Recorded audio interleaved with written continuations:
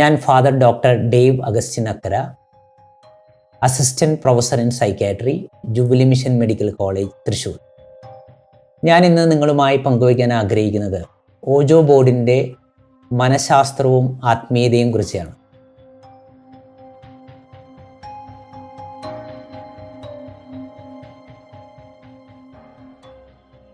ഒന്നാമതായി നമ്മൾ മനസ്സിലാക്കേണ്ട ഒരു കാര്യം, ഓജോ ബോർഡ് പോലെ നിഗൂഢമായ പലതരം കളികൾ ഇന്ന് സമൂഹത്തിൽ ഉണ്ട് എന്നുള്ളതാണ്.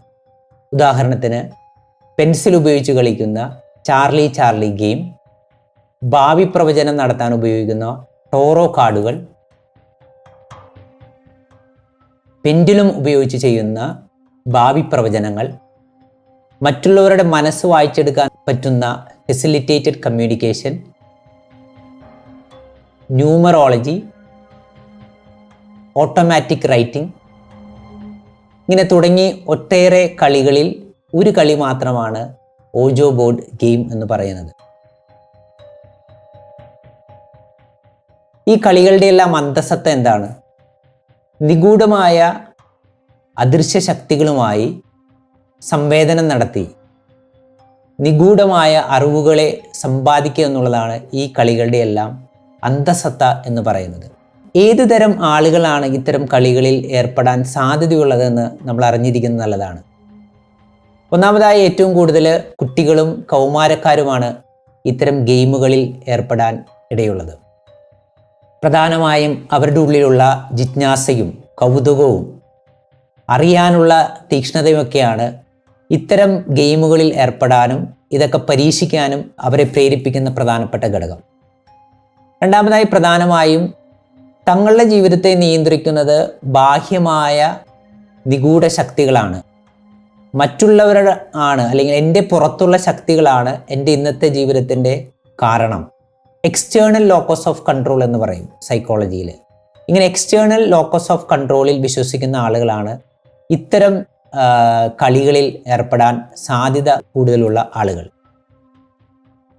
ഇത്തരം ഗെയിമുകളിൽ ഏർപ്പെടുമ്പോൾ എന്തൊക്കെ ഫാക്ടേഴ്സാണ് ഈ ഗെയിമിൽ ഏർപ്പെടുന്ന ആളെ സ്വാധീനിക്കാൻ ഇടയുള്ളത് എന്നുള്ളതാണ് അടുത്ത ഭാഗം.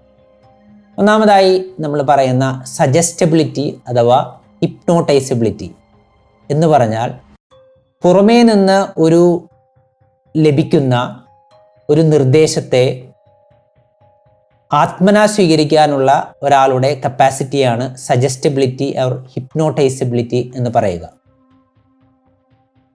രണ്ടാമതായി, ട്രാൻസ്ലിമിനാലിറ്റി എന്ന് പറയും. ശരീരത്തിലോ മനസ്സിലോ ശരീരത്തിന് പുറത്തോ ഉള്ള സംവേദനങ്ങളെ പിടിച്ചെടുക്കാനുള്ള ഒരാളുടെ കപ്പാസിറ്റിയാണ്. അദ്ദേഹം ഹൈപ്പർ സെൻസിറ്റീവ് ആയിരിക്കും ഇത്തരമുള്ള സംവേദനങ്ങളെ പിടിച്ചെടുക്കാൻ. ഇത്തരം ആളുകളാണ് പ്രധാനമായും ഈ ഗെയിം കളിക്കുമ്പോൾ പ്രശ്നത്തിൽ ചെന്നുപെടാറുള്ളത്. പിന്നെ ഉള്ള പ്രധാനപ്പെട്ട ഒരു കാര്യം, യുക്തിസഹജമായി ചിന്തിക്കാൻ പറ്റാത്ത ആളുകളാണ്. ഒരു സംഭവത്തിൻ്റെ കാര്യകാരണങ്ങളെക്കുറിച്ച് കാര്യമായി അന്വേഷിക്കാതെ അതിനെ ഉള്ളിലേക്കെടുക്കുന്ന സ്വഭാവമുള്ള റാഷണൽ തിങ്കിങ് കുറവുള്ള ആളുകളെ ഇത്തരം ഗെയിമുകൾ സ്വാധീനിക്കുമെന്നുള്ളത് വളരെ പ്രധാനപ്പെട്ട ഒരു കാര്യമാണ്. ഇനി എന്താണ് ഇതിൻ്റെ പിന്നിലെ പ്രധാനപ്പെട്ട ശാസ്ത്രം എന്നുള്ളതാണ് പ്രധാനപ്പെട്ട അടുത്ത ഭാഗം. ഐഡിയോമോട്ടോർ എഫക്റ്റ് എന്നാണ് ഇതിനെ സൈക്കോളജിയിൽ നമ്മൾ വിശേഷിപ്പിക്കുക. ഈ വാക്കിൽ നിന്ന് തന്നെ ഒരു കാര്യം കൃത്യമായി മനസ്സിലാകും. നമ്മുടെ മനസ്സിൽ ഉദിക്കുന്ന ഒരു ഐഡിയ അഥവാ ചിന്ത, അതിനെ മോട്ടോർ ആക്ടിവിറ്റി, ഒരു പ്രവൃത്തി ആക്കുന്ന ഒരു പ്രക്രിയ. സാധാരണമായി നമ്മുടെ ജീവിതത്തിൽ നമ്മളൊരു പ്രവൃത്തി ചെയ്യണമെന്ന് മനസ്സിൽ ചിന്തിക്കുമ്പോൾ വളരെ ബോധപൂർവമാണ് നമ്മൾ ആ പ്രവൃത്തിയിൽ ഏർപ്പെടുന്നത്. അപ്പോൾ ഞാൻ ഈ ഒരു പേന എടുക്കണമെന്ന് ചിന്തിക്കുമ്പോൾ ഞാൻ ബോധപൂർവം ആ പേന എടുക്കാൻ ശ്രമിക്കുന്നു എന്നുള്ളതാണ് പ്രധാനപ്പെട്ടത്. ഈ ഐഡിയോമോട്ടോർ എഫക്റ്റിൽ നമ്മുടെ അബോധ മനസ്സിൽ കിടക്കുന്ന നിർദ്ദേശങ്ങളനുസരിച്ചാണ് ശരീരം പ്രവർത്തിക്കുന്നത്. ഇത് വളരെ വിസിബിൾ ആയിട്ടുള്ള ഒരു പ്രവർത്തനമായിരിക്കില്ല. ശരീരത്തിൻ്റെ മസിലുകളുടെ എല്ലാം മൈക്രോ മൂവ്മെൻറ്റ്സ് വഴിയാണ് ഈ ചലനങ്ങൾ ഉൽപ്പാദിപ്പിക്കപ്പെടുന്നത്. അതുകൊണ്ട് നമ്മുടെ ബോധതലത്തിൽ ഈ ചലനങ്ങൾ രജിസ്റ്റർ ചെയ്യപ്പെടുന്നില്ല. പ്രത്യേകിച്ച് ഈ ഓജോ ബോർഡ് എന്ന് പറയുന്ന കളിയിൽ ഏർപ്പെടുന്ന ആളുകൾ ഈ ചലിക്കുന്ന ഒരു പ്ലാൻജെറ്റ് ഉപയോഗിക്കുന്നുണ്ട്. അതിൽ കൈവച്ചാണ് ഈ സന്ദേശങ്ങൾ സ്വീകരിക്കുന്നത്. ഈ പ്ലാൻജെറ്റ് ഓരോ അക്ഷരങ്ങളിലേക്കും അനങ്ങുന്നതനുസരിച്ചാണ് സന്ദേശം സ്വീകരിക്കുന്നത്. ഇവിടെ അബോധ മനസ്സിൻ്റെ പ്രവർത്തനം മൂലം, അബോധ മനസ്സിൻ്റെ നിർദ്ദേശമനുസരിച്ച് കയ്യിൽ മൈക്രോ മൂവ്മെൻറ്റ് സംഭവിക്കുകയും ഈ പ്ലാൻജെറ്റ് അനങ്ങുകയും ചെയ്യുന്നു എന്നുള്ളതാണ് ഇതിൻ്റെ ശാസ്ത്രം. അബോധ മനസ്സിൻ്റെ നിർദ്ദേശമായതുകൊണ്ട്, ബോധപൂർവമല്ലാത്തതുകൊണ്ട് ഏതോ ശക്തികൾ ഈ പ്ലാൻജെറ്റ് ചലിപ്പിക്കുന്നു എന്നാണ് ഈ കളിയിൽ ഏർപ്പെടുന്ന ആൾ വിശ്വസിക്കുന്നത്. ഇത്തരം കളികളിൽ ഏർപ്പെടുമ്പോൾ ഉണ്ടാകുന്ന മാനസികമായ പ്രശ്നങ്ങൾ എന്തൊക്കെയാണ് എന്നുള്ളതാണ് അടുത്ത പ്രധാനപ്പെട്ട കാര്യം.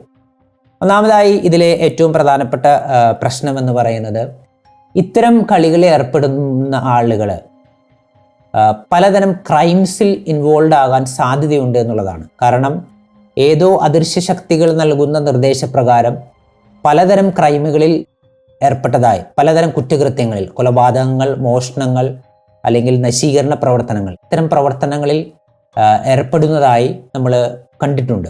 അതാണ് ക്രൈംസ് ആണ് ഇതിൻ്റെ പ്രധാനപ്പെട്ട ഒരു കാര്യം. രണ്ടാമത്തെ ഒരു പ്രധാനപ്പെട്ട മാനസികമായ പ്രശ്നം എന്ന് പറയുന്നത് പൊസഷൻ എക്സ്പീരിയൻസുകളാണ്. ശരീരത്തിൽ എന്തോ ആവാഹിച്ചു, ഏതോ അദൃശ്യ ശക്തികളുടെ നിയന്ത്രണത്താൽ ആ വ്യക്തി പെരുമാറുന്ന പൊസഷൻ എക്സ്പീരിയൻസുകളാണ് രണ്ടാമത്തേത്. അടുത്തതായി വരാൻ പോകുന്നത് പ്രധാനമായും ഉത്കണ്ഠ, അമിതമായ ഭയം, സ്ട്രെസ് തുടങ്ങിയ മാനസിക ആരോഗ്യ പ്രശ്നങ്ങൾ.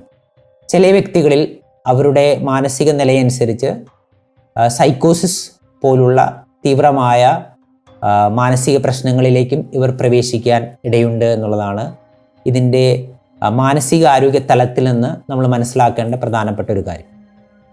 ഇനി ഓജോ ബോർഡിൻ്റെ ആത്മീയതയിലേക്ക് നമ്മൾ കടന്നു വരുമ്പോൾ എന്താണ് നമ്മൾ കൃത്യമായി മനസ്സിലാക്കേണ്ടത്? ഇതൊരു സൈക്കോളജിക്കൽ ഗെയിം ആണ് എന്ന് മനസ്സിലാകുന്ന ഒരാളെ സംബന്ധിച്ചിടത്തോളം ഇത് വെറും ഒരു മെൻ്റൽ ഗെയിം മാത്രമാണ്. ഇത്തരം കളികളിൽ അങ്ങനെ മനസ്സിലാക്കി കളിക്കുന്ന ഒരാൾ സ്വന്തം ബോധപൂർവം തന്നെ ഈ പ്ലാൻജെറ്റ് ചലിപ്പിക്കാനും ഇതിൻ്റെ രസം ആസ്വദിക്കാനും സാധ്യതയുണ്ട് എന്നുള്ളതാണ് ഇതിൻ്റെ ഒരു വശം.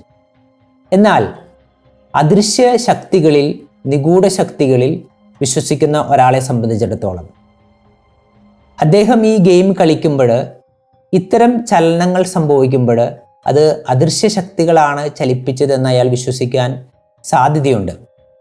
ഇവിടെ മറ്റൊരു പ്രശ്നം ഉദിക്കുന്നത്, സ്വമേധയാ ഇവർ നിഗൂഢ ശക്തികളെ വിളിച്ചു വരുത്തുകയാണ്, ആത്മാക്കളെയൊക്കെ വിളിച്ചു വരുത്തുകയാണ്.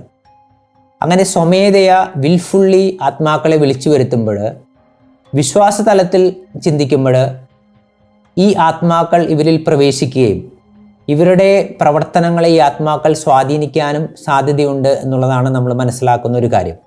ഇത് ആത്മീയമായ പ്രശ്നം മാത്രമല്ല, മാനസികമായ, ശാരീരികമായ മറ്റു തലങ്ങളിലും ഇതിൻ്റെ പ്രത്യാഘാതങ്ങൾ ഉണ്ടാകുന്നു എന്നുള്ളതാണ് ഈ ഓജോ ബോർഡ് തുടങ്ങിയ ഈ നിഗൂഢ കളികളിലെ ആത്മീയതയെക്കുറിച്ച് ചിന്തിക്കുമ്പോൾ നമ്മൾ മനസ്സിലാക്കേണ്ടത്.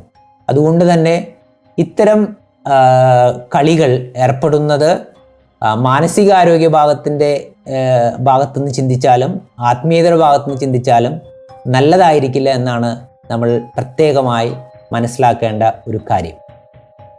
നന്ദി.